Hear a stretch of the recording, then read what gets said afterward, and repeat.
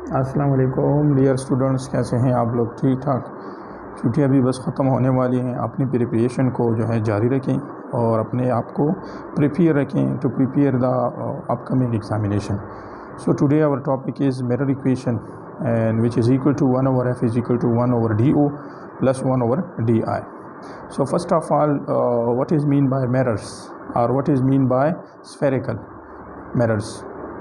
Mirror हम किसे कहते हैं? तो what is the difference between mirror and lens. Mirror उसको कहा जाता है एक ऐसा ट्रांसपेरेंट मटेरियल जो कि normally it is compose of a plastic और ग्लास। उसका एक साइड जो है वो क्या हो आपके साथ, वो रफ़ हो और एक साइड उसका स्मूथ हो।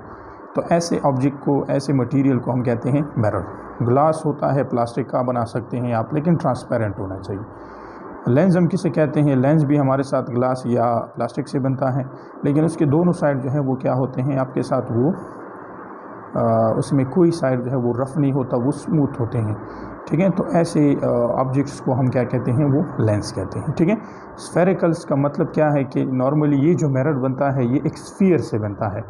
मतलब फॉर एग्जांपल एक बाल को उठा लें, स्फेरिकल ऑब्जेक्ट को उठा लें और उसकी एजिस को काट लें, तो उनसे जो इमेज बनेगा या उससे जो मिरर बनेगा या उससे जो लेंस बनेगा उसको हम स्फेरिकल कहते हैं।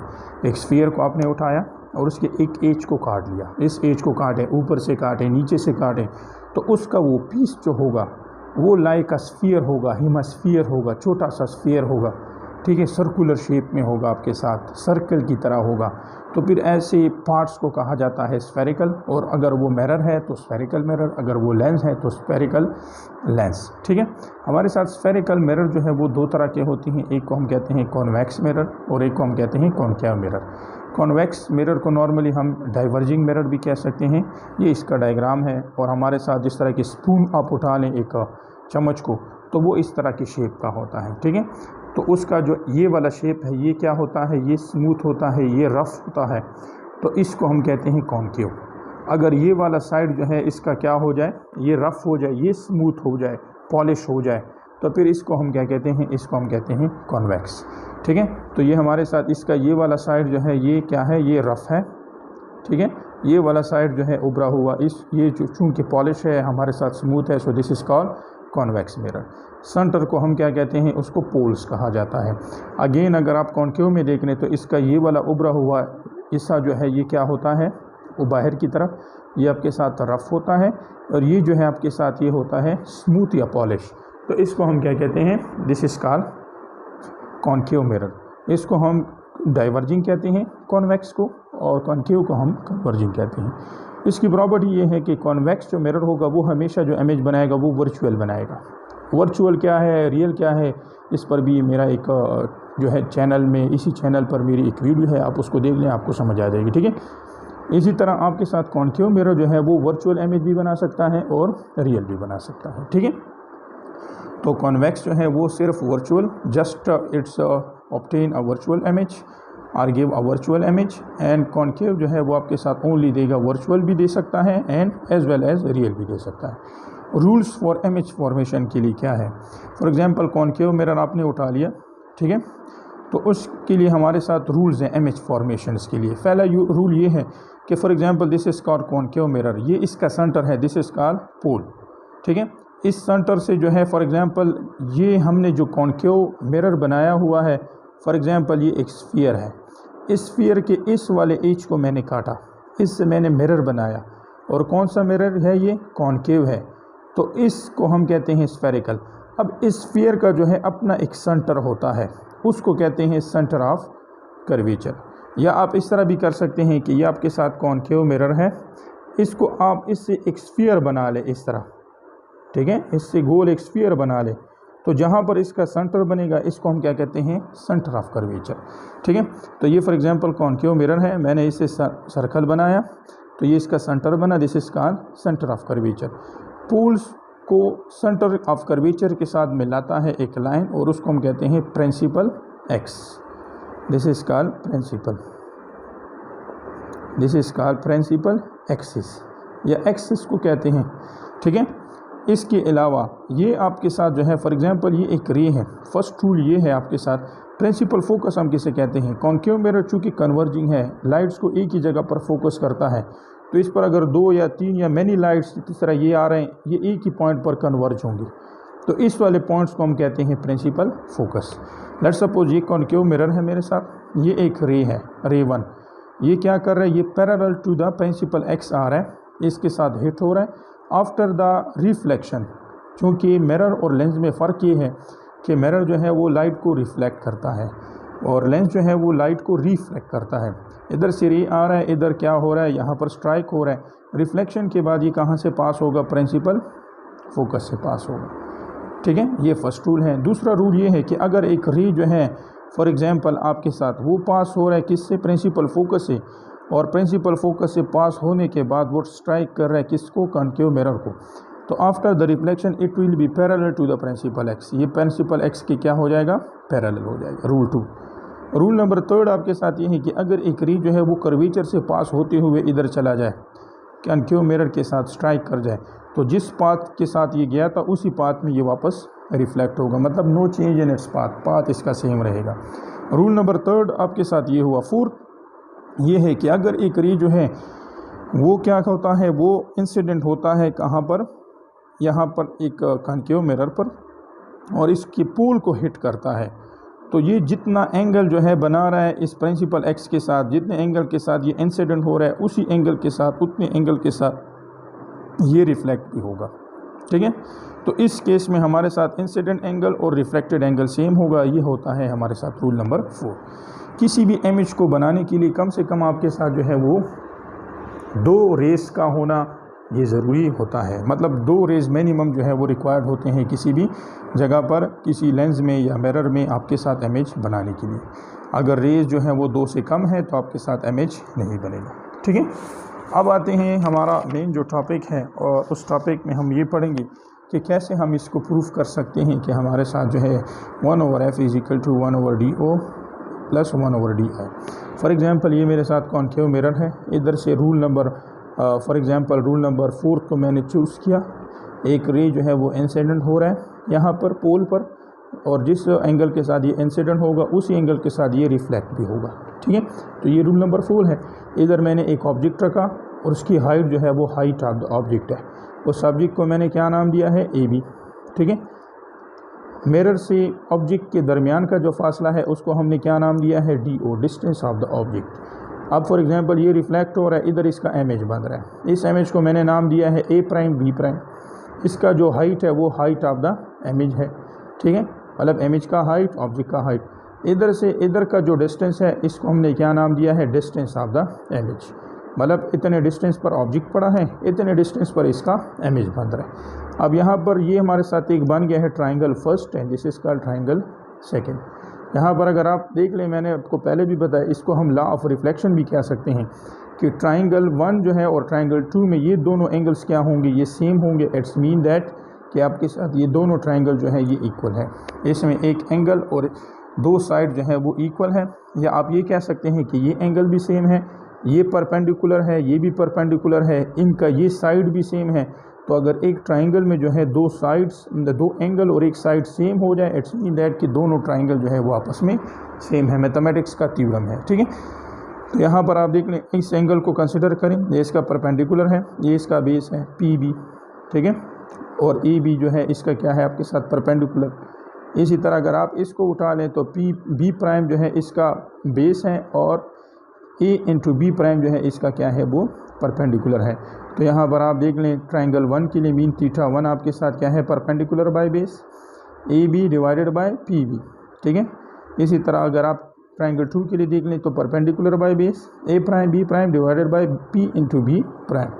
ठीक है, अब आपको पता है कि इसको हमने क्या नाम दिया है, हाइट ऑफ द ऑब्जेक्ट, इसको हमने क्या नाम दिया है, डिस्टेंस ऑफ द ऑब्जेक्ट। तो AB जो है वो क्या है हमारे साथ, हाइट ऑफ द ऑब्जेक्ट, और हमारे साथ जो है PB जो है वो क्या है, डिस्टेंस ऑफ द ऑब्जेक्ट। तो यहाँ पर हम इसकी वैल्यू को पुट कर देंगे। इसी तरह अगर हम ट्राइंगल 2 में देख लें, सो A', B' उसको हमने नाम दिया है हाइट ऑफ द इमेज, और P × B' को हमने नाम दिया है डिस्टेंस ऑफ द इमेज।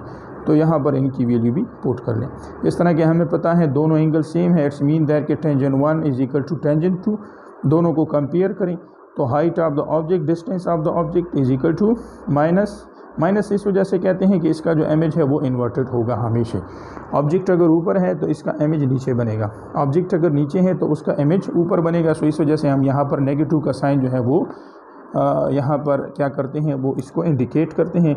और नेगेटिव साइंस का जो है, नेगेटिव साइन, इसका मतलब क्या है, साइन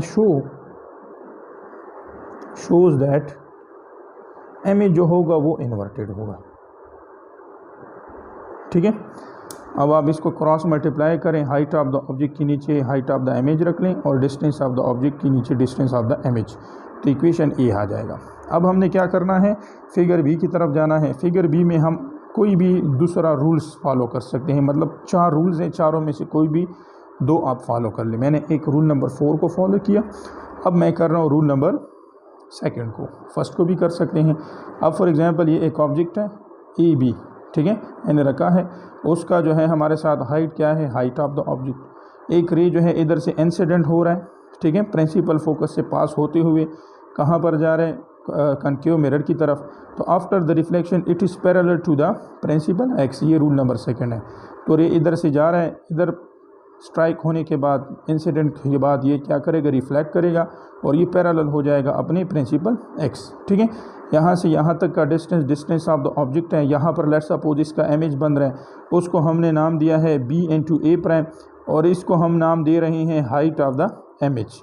ठीक है, ये इसका प्रिंसिपल फोकस है, ये इसका जो है वो पोल है और यहाँ पर जहाँ पर इसका इमेज बन रहा है उसको हमने नाम दिया है डिस्टेंस ऑफ द इमेज। ठीक है, अब यहाँ पर अगर आप देख लें, एक ये वाला ट्राइंगल जो है और एक ये वाला ट्राइंगल, ये भी परपेंडिकुलर है, एंगल है, ये भी परपेंडिकुलर है और यहाँ पर भी एंगल है।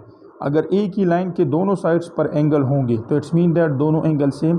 तो इसमें भी एक साइड और 2 एंगल सेम है, इधर भी एक साइड और 2 एंगल इन दोनों के सेम है, इट्स मीन दैट ये दोनों ट्राइंगल आपस में इक्वल है। अब इधर ले लें आप परपेंडिकुलर बाय बेस, तो परपेंडिकुलर को हमने नाम दिया है ए बी, ठीक है, और बेस को हमने क्या नाम दिया है एफ बी। अब टोटल हमारे साथ यहाँ पर एफ बी जो है, ठीक है, पी बी हमारे साथ इक्वल है डिस्टेंस ऑफ द ऑब्जेक्ट की। पी बी को हमने 2 हिस्सों पर डिवाइड किया है। लेट्स सपोज ये इस तरह है, ये पी है, this is called F and this is called B. ठीक है, तो अगर आपसे कोई पूछे कि पी बी किसके बराबर है, तो पी बी 2 हिस्सों पर डिवाइड है। एक को हमने एफ बी का नाम दिया है, ठीक है, ये हमारे साथ टोटल पी बी है, पी इंटू बी, यहाँ से यहाँ तक इसको हमने क्या नाम दिया है एफ बी और इधर से इधर का जो है वो है एफ पी। ठीक है, अब एफ पी को हमने नाम दिया है क्या, फोकल लेंथ। फोकल लेंथ हम किसे कहते हैं, पोल्स और प्रिंसिपल फोकस के दरमियानी फासले को। ठीक है, पी बी हमारे साथ जो है वो क्या है, वो इक्वल है डिस्टेंस ऑफ द ऑब्जेक्ट की। एफ पी किसकी इक्वल है, वो आपके साथ इक्वल है स्मॉल एफ के। ठीक है, तो एफ बी किसके बराबर होगा, अगर मैं डी ओ से एफ को माइनस करूँ तो ये एफ बी के बराबर हो जाएगा। ठीक है, फॉर एग्जांपल टोटल मेरे साथ जो है वो है पी बी, ठीक है, ये किसके बराबर होगा, एफ बी। तो अगर टोटल में से ये वाला माइनस किया जाए, टोटल में से इसको माइनस किया जाए तो ये वैल्यू मेरे साथ रह जाएगी। ठीक है, so P B is equal to F P plus F B. अब आप क्या करें, इसमें से एफ को माइनस करें तो एफ बी की वैल्यू आ जाएगी, इसको यहाँ पर पुट करें। ठीक है, ट्रायंगल 2 को आप कंसिडर करें, यहाँ पर भी ये इसका परपेंडिकुलर है, ये बेस जो है वो किसके बराबर है, एफ पी के, और परपेंडिकुलर को पी ई का नाम दिया गया है। अब अगर इधर आप देख लें, ये फॉर एग्जांपल आपके साथ मिरर है, इधर इसका इमेज बन रहा है, तो ये साइड जो है ये इस साइड की इक्वल होगा। इट्स मीन दैट अगर ये ए प्राइम बी प्राइम है, ठीक है, तो इसको भी हम ए प्राइम और बी प्राइम कह सकते हैं। तो अगर मेरे साथ ये हाइट ऑफ द ऑब्जेक्ट है तो ये भी हाइट ऑफ द ऑब्जेक्ट है। इसको एफ का नाम दे दें principal focus, mean focal length, और ये हाइट ऑफ द इमेज। ठीक है, इधर ये रख लें। अब चूंकि आपके साथ दोनों एंगल सेम है, ट्राइंगल सेम है, ठीक है, अगेन मैं यही कहूँगा नेगेटिव साइड इस साइन इस वजह से लगाया जाता है क्योंकि इमेज जो है वो इन्वर्टेड होता है। अब आप क्या करें, चूँकि एंगल सेम है तो आप इस इक्वेशन ए और इक्वेशन 1 और 2 को क्या करें, इसको कंपेयर करें या इसकी वैल्यू पुट करें, या आप इधर लिख भी सकते हैं कि चूँकि हमारे साथ एंगल 1 और 3 और 4 इक्वल है तो इस वजह से इनकी वैल्यू भी सेम है, तो ये इक्वेशन आ जाएगा। This is called equation B. अब आप क्या करें, इक्वेशन ए और इक्वेशन बी को क्या करें, उसको कंपेयर करें। ठीक है। तो जब आप उसको कंपेयर करेंगे तो आपके साथ इस इक्वेशन का जो है उसका सॉल्यूशन आ जाएगा। इक्वेशन ए हमारे साथ क्या है, height of the object, height of the image minus D O divided by D I. इसी तरह बी का इक्वेशन अगर आप देख लें, height of the object, height of the image minus D O minus F into F. तो देखिए इसका लेफ़्ट साइड देख लें और इसका लेफ़्ट साइड देख लें, ये दोनों साइड्स इक्वल हैं। इट्स मीन दैट कि लेफ़्ट साइड इक्वल है तो राइट साइड भी इक्वल है। तो राइट साइड की वैल्यू लगा लें, क्रॉस मल्टीप्लाई कर लें, ये आ जाएगा। ठीक है। अब चूंकि यहाँ पर हम रिलेशन मालूम कर रहे हैं, प्रिंसिपल फोकस या focal length, distance of the object और डिस्टेंस ऑफ द इमेज, इन तीनों का, तो हम इन तीनों को क्या करेंगे, डिवाइड कर लेंगे। Divided by D I D O into F on both side. इधर भी डिवाइड करें, इधर भी करें, इधर भी करें। इधर आपके साथ डी आई रह जाएगा 1 ओवर डी आई, इधर 1 ओवर एफ हो जाएगा, इधर 1 ओवर डी ओ। अब डी ओ को क्या करें, उस साइड पर शिफ्ट करें तो आपके साथ ही इक्वेशन आ जाएगा। And this is called mirror equation, spherical mirror equation. इस क्वेश्चन में या इस टॉपिक में फिर भी अगर कोई मसला हो तो आप पूछ सकते हैं कमेंट्स में, आप जो है आंसर कर सकते हैं। रिलेटेड कोई MCQs हो, उसकी समझ नहीं आ रही तो आप फिर भी पूछ सकते हैं। ठीक है। जाते हुए वीडियोस को और मेरे इस चैनल को सब्सक्राइब भी करें, लाइक भी करें, शेयर भी करें ताकि और लोगों को भी इससे फ़ायदा मिल सके। ठीक है। अपनी स्टडी और अपनी प्रिपरेशन जारी रखें। Thank you.